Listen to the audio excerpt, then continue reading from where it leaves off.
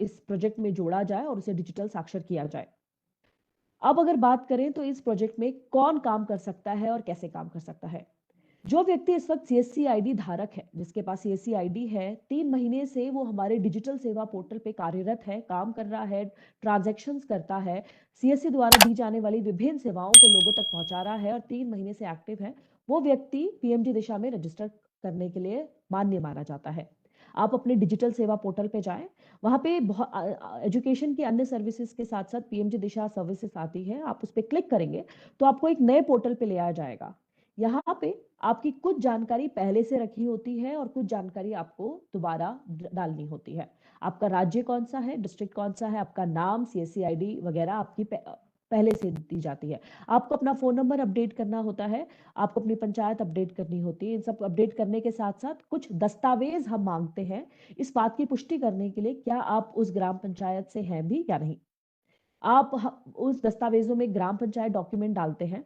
ग्राम panchayat document इस बात की सूची होती है, उन व्यक्तियों की, उन बच्चों की सूची है जिनको आप अपने ग्राम पंचायत में पढ़ाओगे, और हस्ताक्षरित होता है वो ग्राम प्रधान से और ग्राम मुखिया से, या कोई भी ग्राम पंच का व्यक्ति है वो हस्ताक्षर करके इस बात की पुष्टि करता है कि यही बच्चे पीएमजी दिशा में रजिस्टर होंगे और उनकी ट्रेनिंग दी जाएगी। इसके बाद आपको एफिडेविट हम एक जमा करने को बोलते हैं, इसकी कॉपी भी आपके पोर्टल में दी होती है। इसका प्रिंट आउट लेके आप राज्य में आपका जो भी स्टैम्प पेपर चलता है उसमें प्रिंट आउट लेके आप साइन करके वो कॉपी अपलोड करते हैं। उसमें ये नियम लिखे हैं कि पीएमजी दिशा नियमों का आपका टीसी पूरी तरीके से पालन करेगा। अगर किसी भी कभी भी पीएम योजना के चलने के दौरान आपका सेंटर योजना की गाइडलाइंस को फॉलो नहीं करता हुआ पाया गया तो आपके सेंटर को बंद या खारिज भी किया जा सकता है। इसके अलावा एड्रेस प्रूफ हम आपका मांगते हैं। इन तीनों दस्तावेजों को जब आप अपलोड कर देते हैं, उसके बाद हमारी डिस्ट्रिक्ट टीम आपके सेंटर को विजिट करने आती है।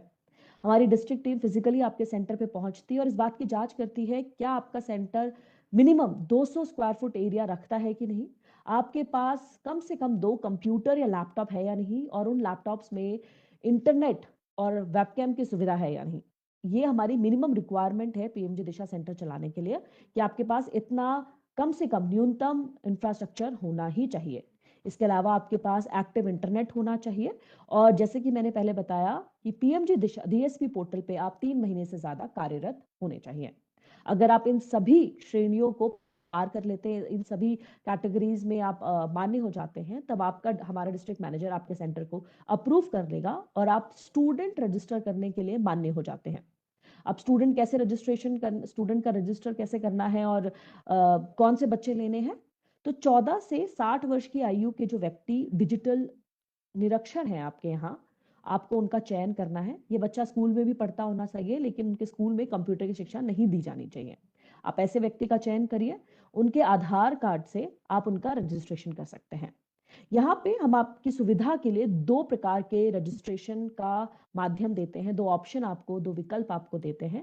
एक विकल्प है अगर व्यक्ति आपके सेंटर में खुद आता है, आप उसका रजिस्ट्रेशन लैपटॉप के जरिए कर सकते हैं। उस वक्त आधार चाहिए होता है और बायोमेट्रिक, चाहे फिंगरप्रिंट हो या आइरिस से आप उसको बायोमेट्रिक ऑथेंटिकेट करते हैं कि ये वही व्यक्ति है जिसका आधार आप डाल रहे हो। ऑथेंटिकेट होने के बाद उनका रजिस्ट्रेशन सक्सेसफुल हो जाता है।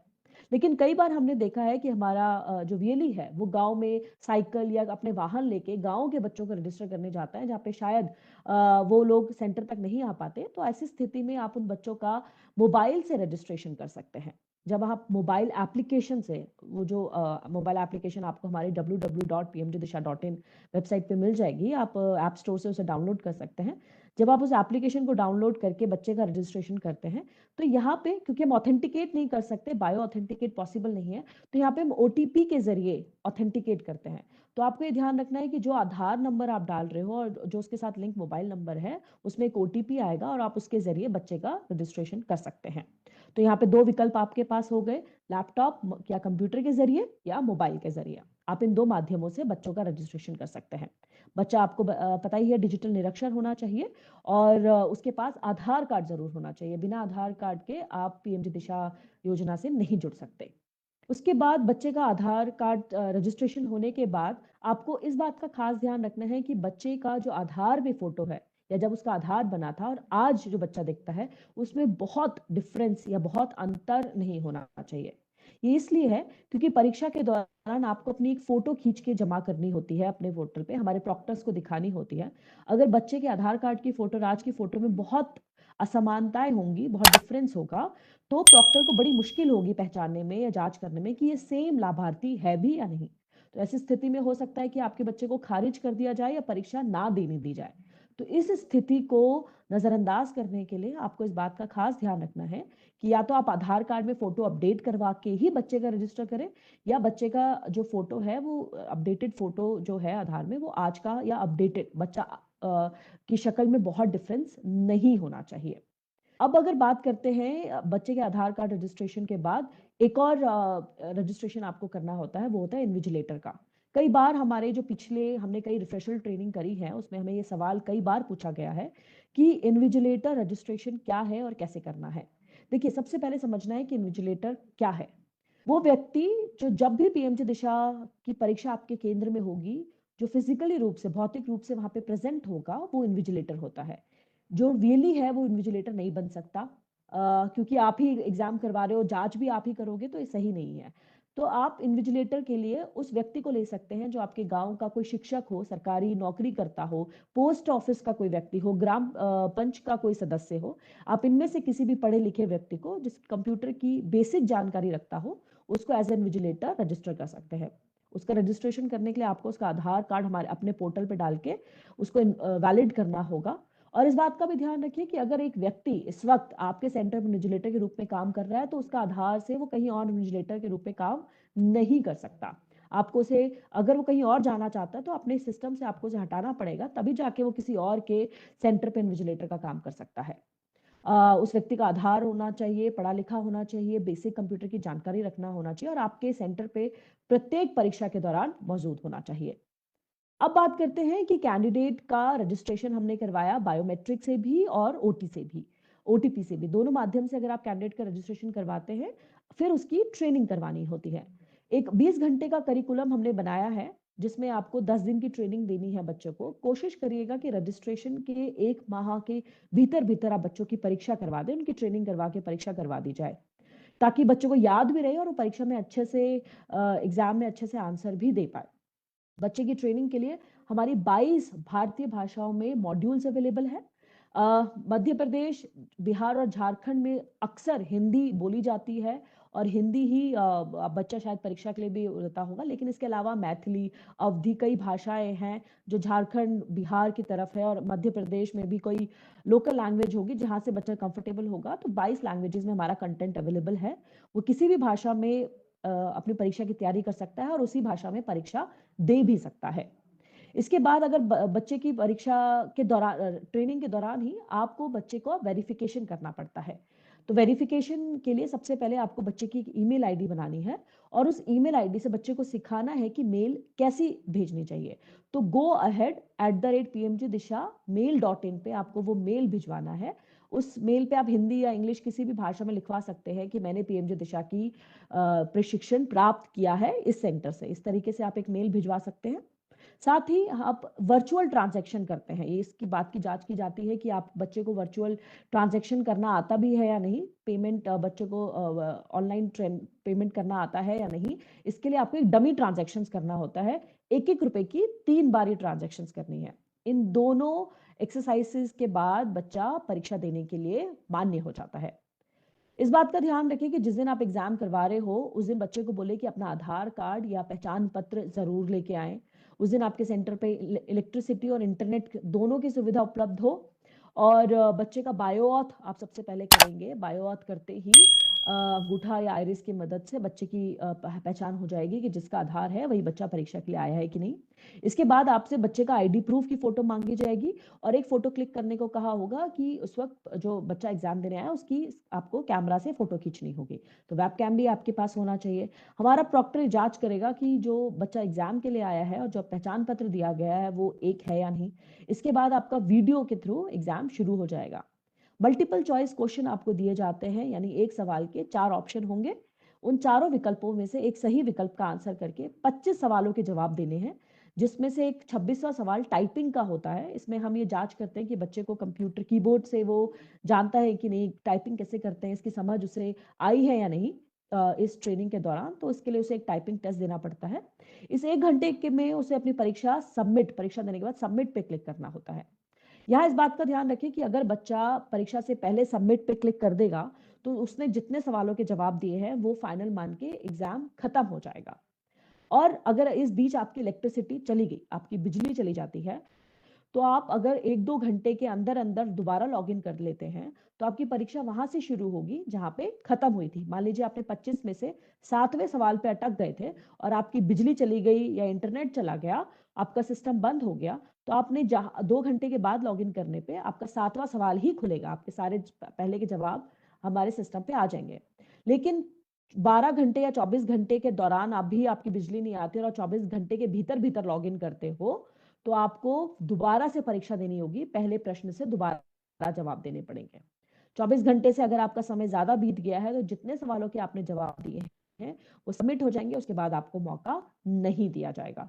तो इस बात का ट्रेनिंग सेंटर वो करें, ध्यान रखें कि आपके 24 घंटे के भीतर भीतर बच्चे को दोबारा लॉगिन करवा के उसकी परीक्षा खत्म करवानी है।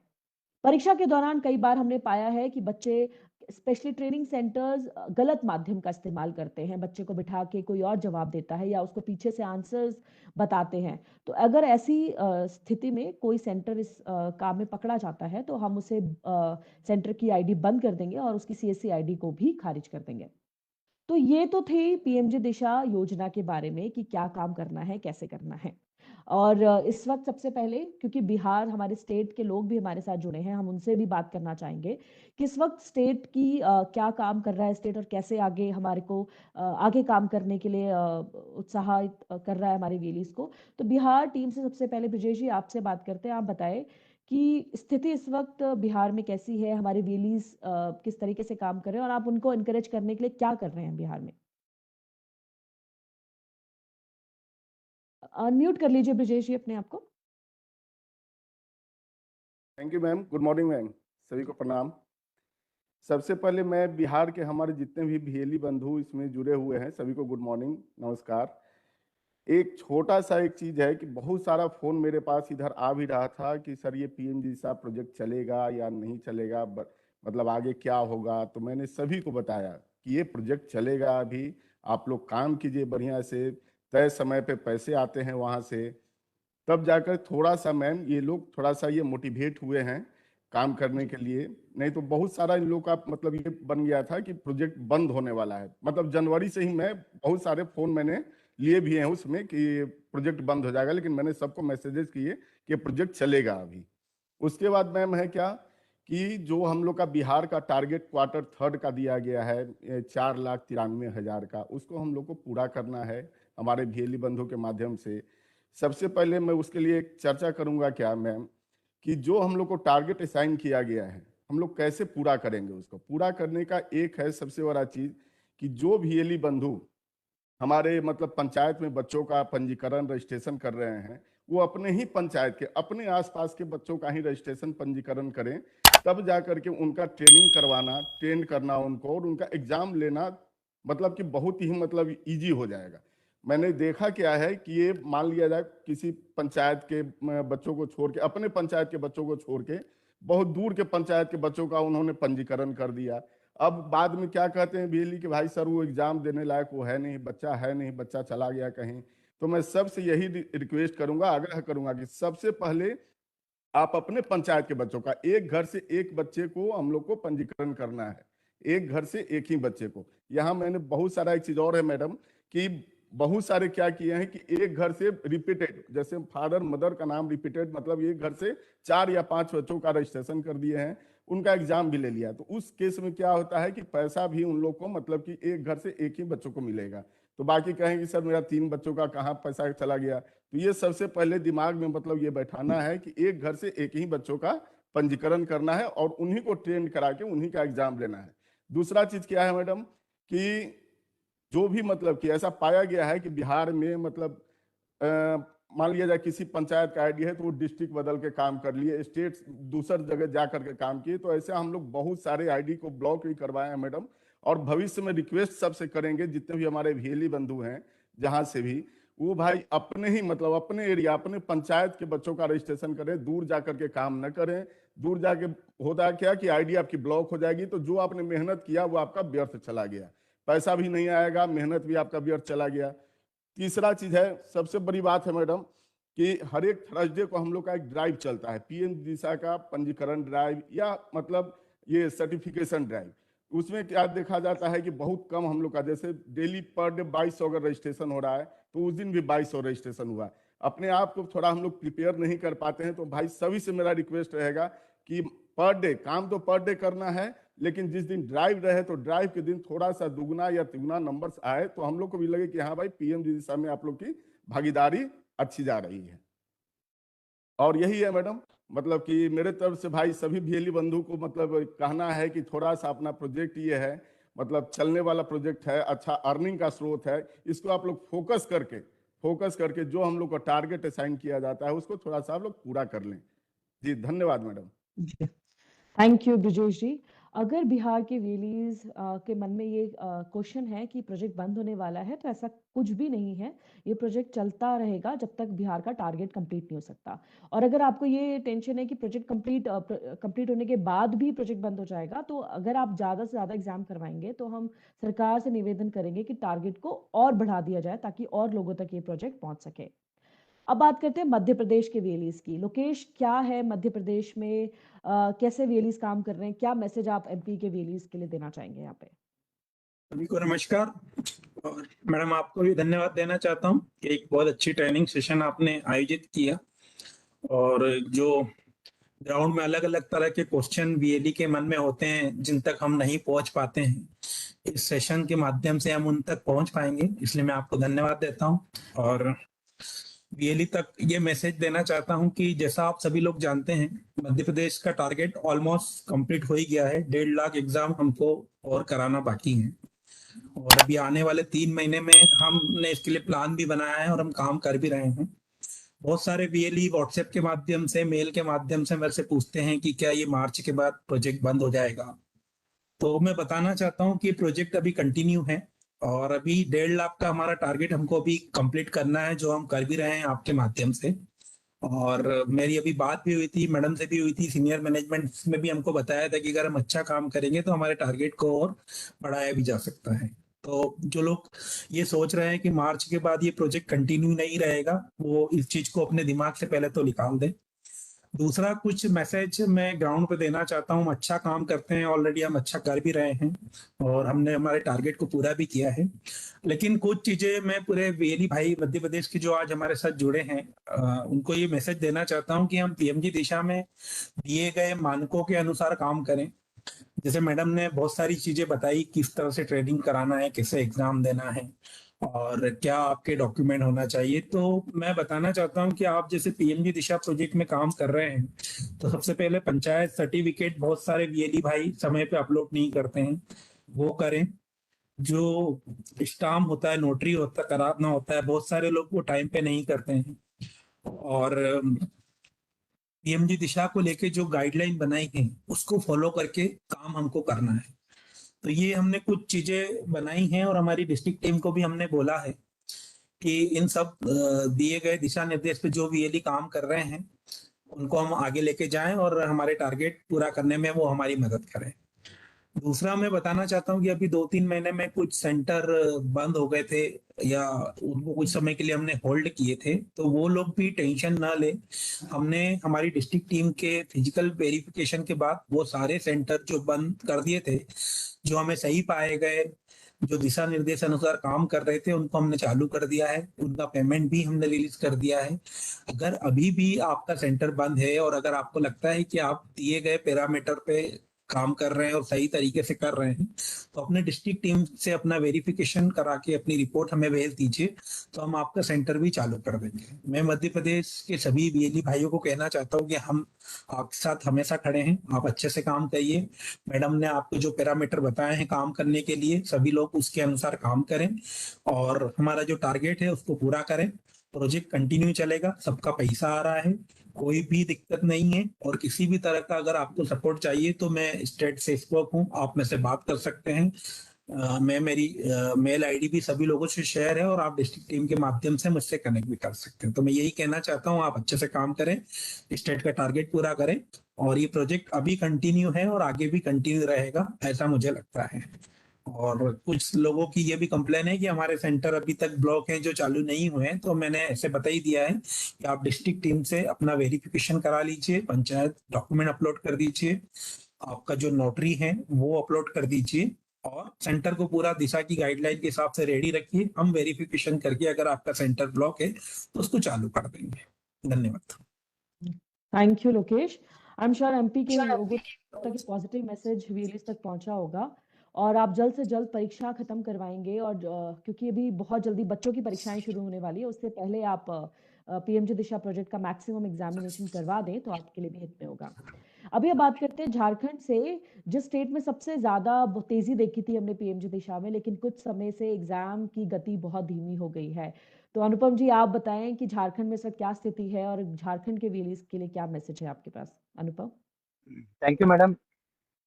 आपका बहुत बहुत धन्यवाद कि ये ट्रेनिंग सेशन आपने ऑर्गेनाइज किए हैं। और ये जब 3 स्टेट के लोग हैं तो बहुत सारी चीज़ें पहले क्लियर भी हुई, मैडम आपने भी क्लियर किया।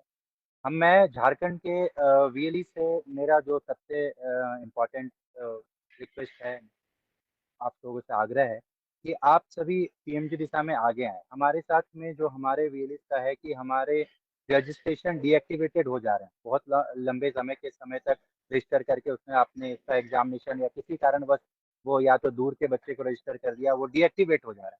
तो मेरा अभी भी हमारे झारखंड में 85,000 ऐसे स्टूडेंट्स हैं जो लाइव हैं, मतलब जिनका हम जो मतलब एक्टिव हैं, उनका हम एग्ज़ाम ले सकते हैं।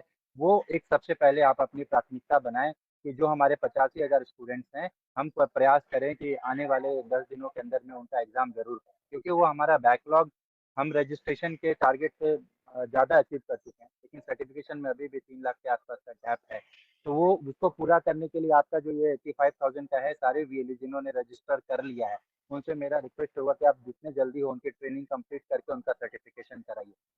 दूसरा जो चीज़ है, हमारे झारखंड के सभी वीएलई से मेरा जो सुन रहे हैं, जो नहीं भी आगे भी सुनेंगे लाइव, उनसे भी मेरा रिक्वेस्ट होगा कि आप पीएमजी दिशा में हमारे पास स्कोप है अभी भी स्कोप है। आप नए सेंटर खोलने के लिए मैंने जिलेवार सभी को बोला है कि आप नए सेंटर ऑर्गेनाइज करिए, नए सेंटर खोलिए और जो जिनका टारगेट अभी बचा है उनको एक्टिवेट कराइए। तो मेरे नए वीएलई से रिक्वेस्ट होगा कि पीएमजी दिशा के गाइडलाइन के अनुसार अपने सेंटर को तैयार करके आप काम करिए। आपको भी एक अपॉर्चुनिटी है, अभी भी हमारे पास अपॉर्चुनिटी है, हमारे ग्राम पंचायतों में अभी भी संख्या है, आप कर सकते हैं। अपने सेंटर को आप रजिस्टर करिए, जैसा कि आपको बताया गया है कि एफिडेविट और ग्राम पंचायत डॉक्यूमेंट और बाकी सारी चीज़ें आपको जिला स्तर पर आपके डिस्ट्रिक्ट ब्लॉक के जो रिस्पॉन्सिबल हैं वो वेरीफाई करके देते हैं, फिर आपका सेंटर अप्रूव होता है। तो सेंटर खोलने के लिए मेरा सबसे इम्पोर्टेंट हुआ कि आप सेंटर जरूर नए सेंटर्स खोलिए, और जिन्होंने सेंटर खोले हुए हैं, जिस पंचायत में टारगेट बचा हुआ भी है, उन सभी पंचायतवार भी मैंने जिला स्तर पर दिया है। तो आप लोग अपने पंचायतों में नया रजिस्ट्रेशन को लेके करें। स्कूलों में जैसा कि बताया जा रहा है कि अभी एग्जामिनेशन का दौर आने वाला है तो उसके पहले आप अपने रजिस्ट्रेशन और सर्टिफिकेशन की प्रक्रिया पूरी करें। और झारखंड में, खासकर झारखंड में डिजिटल लिटरेसी की बहुत डिमांड है। आप सिखाएंगे तो लोगों को हैंड होल्ड होगा और ये इसका बहुत ही फायदा मिलने वाला है। और मार्च तक हमें बड़ा नंबर अचीव करना है, जैसा कि आप लोगों को मैंने बताया। तो आप सभी सर्टिफिकेशन, ट्रेनिंग, रजिस्ट्रेशन पर विशेष ध्यान दें और ये आशा करते हैं कि आप इसको जितना जल्दी हो आप इसको पूरा करेंगे। और किसी भी तरह की कोई समस्या आती है प्रोजेक्ट बंद को लेके, तो मैं सभी आगे के स्पीकर्स ने क्लियर बोल दिया, प्रोजेक्ट बंद नहीं होना है, अभी आपको काम करना है आगे। मैडम ने ही बताया कि आगे और अच्छा करेंगे तो आगे और आगे बढ़ सकते हैं, स्कोप बहुत बड़ा है। तो डिजिटल लिटरेसी में आप सभी अच्छे से काम करें। और मेरा मेल आईडी मेरे से कनेक्टेड ही है लगभग सभी लोग, कोई भी समस्या हो हमें बताइए और हमारे डिस्ट्रिक्ट रिसोर्सेज को बताइए। इतना ही कह के मैं आप सभी को बहुत बहुत धन्यवाद, आपने हमें सुना। Thank you ma'am, thank you every. Thank you Anupam, thank you so much. ये हमारे तीनों स्पोक्स जो पीएमजी दिशा बिहार, मध्य प्रदेश और झारखंड से देख रहे हैं। आपकी कोई भी सवाल है तो आप अपने डिस्ट्रिक्ट मैनेजर, उनके बाद हमारे ब्रिजेश जी, लोकेश जी और अनुपम जी से बात कर सकते हैं। ये तीनों पीएमजी दिशा प्रोजेक्ट में कर्मठ रूप से काम कर रहे हैं। आपको इनसे संपर्क करना है, कोई भी परेशानी है, जैसे इन्होंने बताया कि अगर आप अपने सारे दस्तावेज अपलोड कर देते हैं, अगर आपका सेंटर हमारे पीएमजी दिशा गाइडलाइंस को फॉलो करता है, तो आपका डिस्ट्रिक्ट मैनेजर आपके सेंटर को अप्रूव कर देगा। लेकिन बिना ग्राम पंचायत डॉक्यूमेंट डाले, बिना एफिडेविट डाले अगर आप अपेक्षा करते हैं हमसे कि आपका सेंटर अप्रूव कर दिया जाएगा, तो ये आपके हिस्से में कमी है कि आप हमसे इस तरह की अपेक्षाएं रखती हैं। तो हमारे वीएलई से उम्मीद है कि कल परसों 26 को जनरली हम हर थर्सडे गुरुवार को ड्राइव रखते हैं, लेकिन 26 जनवरी रिपब्लिक डे गणतंत्र दिवस की उपलक्ष्य में हम उस दिन परीक्षा नहीं कर रहे हैं। आपको 27 तारीख को यानी शुक्रवार को हम ड्राइव चला रहे हैं। तो हमारी सबसे निवेदन है जो बिहार, मध्य प्रदेश और झारखंड के वीएलईज हैं कि आप बढ़ चढ़ के एग्जाम करवाएंगे और लक्ष्य आपको दिया गया है आप उसे अचीव करेंगे। तो इस उम्मीद के साथ कि पीएमजी दिशा प्रोजेक्ट और अच्छे से इन तीनों राज्यों में चलेगा। आपके जो भी सवाल है आप हमसे, मेरा नाम भगवती जमनाल है, आप मुझसे संपर्क कर सकते हैं। हमारी स्टेट टीम है यहाँ पे ब्रिजेश जी, बिहार से ब्रिजेश जी से, मध्य प्रदेश में लोकेश जी से और झारखंड के व्यक्ति अनुपम जी से संपर्क कर सकते हैं। उनसे बात करिए, अपने सवालों के लिए आप जरूर आपकी मदद करेंगे। इस उम्मीद के साथ कि इन तीनों राज्यों में हमें जल्द से नंबर बढ़ते हुए दिखेंगे, हम इस ट्रेनिंग सेशन को यहीं खत्म करते हैं। हमें दीजिए इजाजत। नमस्कार।